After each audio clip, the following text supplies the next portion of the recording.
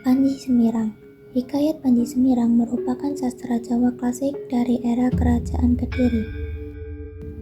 Dahulu, terdapat seorang raja yang bernama Raja Daha. Raja Daha dengan permaisurinya mempunyai putri bernama Galuh Chandra Kirana yang cantik, sopan, dan lemah lembut, sehingga membuat semua orang tersanjung kepadanya.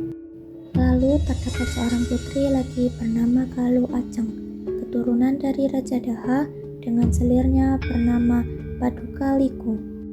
Keduanya mempunyai sifat yang berbeda. Galuh Chandra Kirana sifatnya baik hati, namun Galuh Ajeng justru memiliki sifat iri hati dan berperilaku buruk hingga semua orang membencinya. Baginda Raja juga mempunyai beberapa orang saudara, salah satunya yaitu Raja di Kahuripan. Raja Kahuripan mempunyai seorang putra yang tampan dan rendah hati bernama Raden Inu Kertapati. Raja Kahuripan ingin supaya putranya menikah dengan putri Galuh Chandra Kirana, putri dari Raja Daha. Dengan senang hati, Raja Daha dan Galuh Chandra Kirana bahkan para rakyat menerima pinangan tersebut. Paduka Liku dan Galuh Ajeng merasa tidak senang.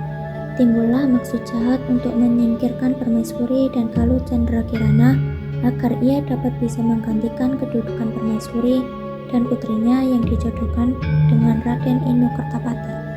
Paduka Liku mempengaruhi raja dengan guna-guna untuk mengusir permaisuri dan Galuh Chandra Kirana. Lalu Galuh Chandra Kirana menetap di perbatasan antara daerah Daha dan Kahuripan. Lalu dirinya mendirikan istana sendiri saat diasingkan. Mulai dari itulah Galuh Chandra Kirana menyamar menjadi laki-laki dan mengubah namanya sebagai Panji Semirang. Saat utusan dari Kahuripan pergi ke Daha untuk meminang Galuh Chandra Kirana, harta-harta yang dibawa dirampok oleh pasukan Panji Semirang. Keesokan harinya, Raden Inu Kertapati datang ke istana Panji Semirang untuk meminta kembali harta hasil rampokannya itu.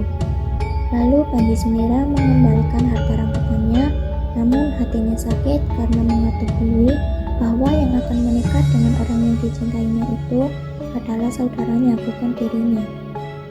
Panji Semirang pun berdoa setiap hari agar ia bisa mendapatkan keinginannya, yaitu bertemu Raden Inu Kertapati dan mendapati dirinya sebagai seorang perempuan.